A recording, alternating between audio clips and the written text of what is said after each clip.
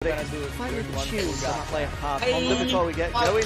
Right, here we go then, Jack. Who's your money on? Well, I'm going to say he's looked pretty good in qualifying, so I reckon I'm going to go for Dennis on June. Dennis on June? I thought you were going to say Dennis for No, I'm going to go for a little bit of a wild card pick. Dennis on June, the man to watch in front row number 2 of the grid as Gabriel Rodriguez starts from pole position. The lights go out on this virtual Grand Prix of Spain, and that is one of the worst starts from pole position I've seen in some time. Gabriel Rodriguez goes absolutely backwards.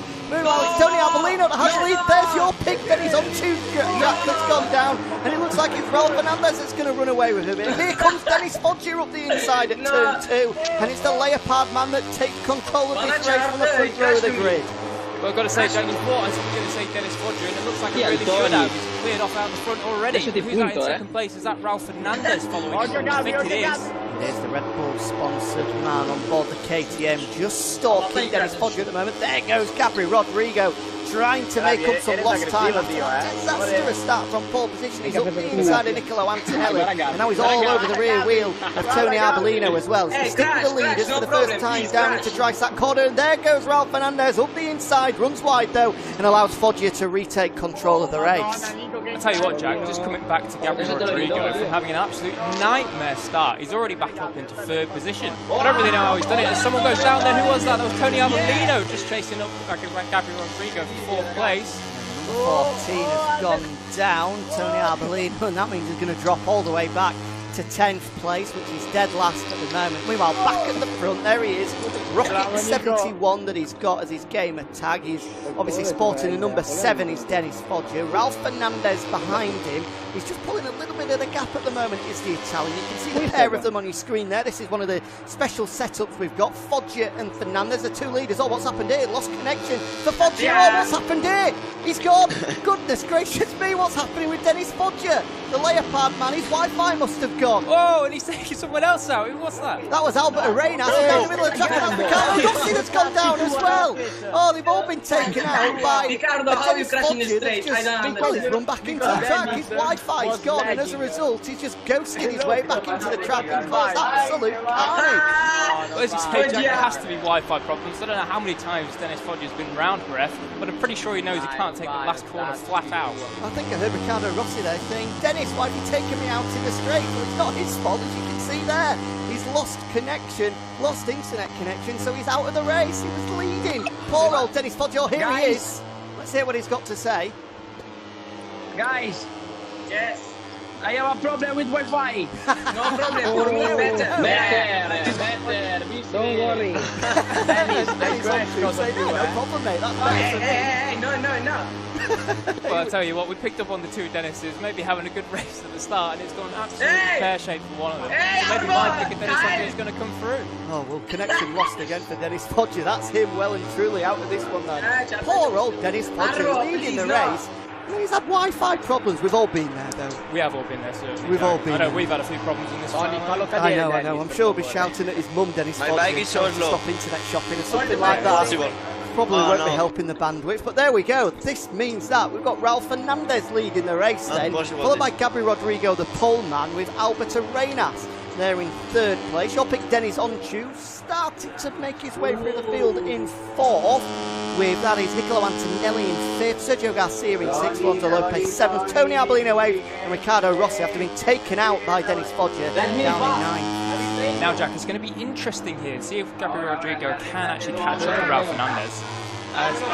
Just as I say that, Ralph Fernandez has set the fastest lap of the race, but then he's better by Gabriel Rodriguez, so maybe he's starting to close that gap up. What is it, 1.3 seconds there? Yeah, just come down to 1.2, maybe 1.1 now as well. It looks as though number 2, Gabriel Rodriguez, the pole man, is starting to charge through the field. It was an absolutely disastrous start, a nightmare for the Rossini racing man, but he's picked his way back through, up to 2nd place, and he's got his sights set on Ralph Fernandez ahead of him.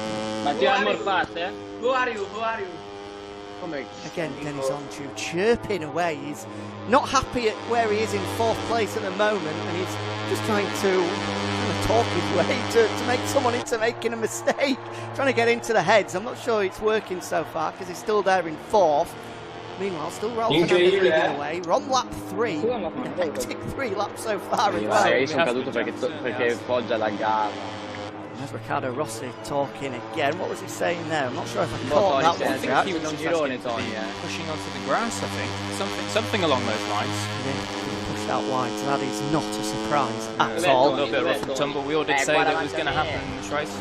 What we're used to on Moto3 anyway, never mind whether it's in virtual format or not. This is how Moto3 riders normally race. If you've never seen a Moto3 race, then to be perfectly honest, this doesn't have to be virtual. This is what we see in real life. Pretty much, Jack. I mean, Moto3 is the chaotic good we all need on a Grand Prix race weekend. And they have to say that the virtual Grand Prix so far has pretty much been the exact same.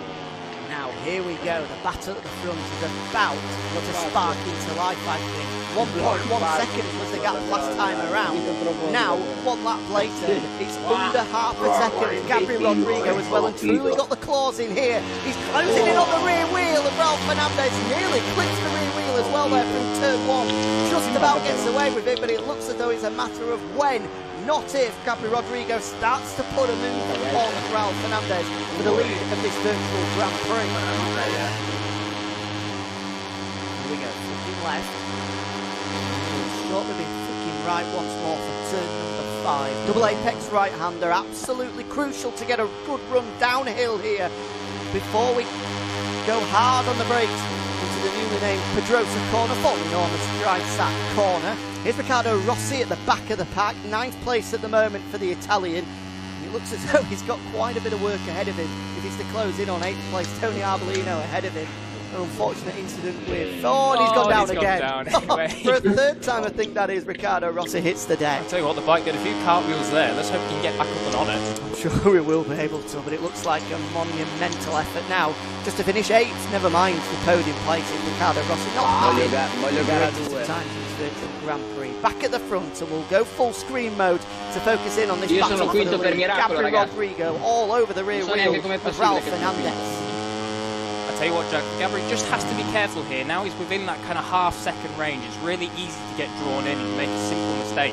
He doesn't want to go into the back of Ralph Fernandez because it would be absolute commiseration for the pair of them. So he has to be careful here how he approaches this. There we go. You saw another flash up for another faller. Guess who? Riccardo Rossi once again. His 4th of the race so far. Just struggling to get a hang of this new MotoGP 20 game. Come across the line then. That means there's 5 laps completed of the 8, and it looks as though this battle is going to go right down to the wire. Ralph Fernandez has stood firm so far, not made any mistakes that's even given Gabriel Rodrigo a sniff of taking over the lead of this race. But I think if previous virtual races are anything to go by, Jack, he doesn't really need a sniff. He'll be lunging from all sorts of distances to try and take the lead away.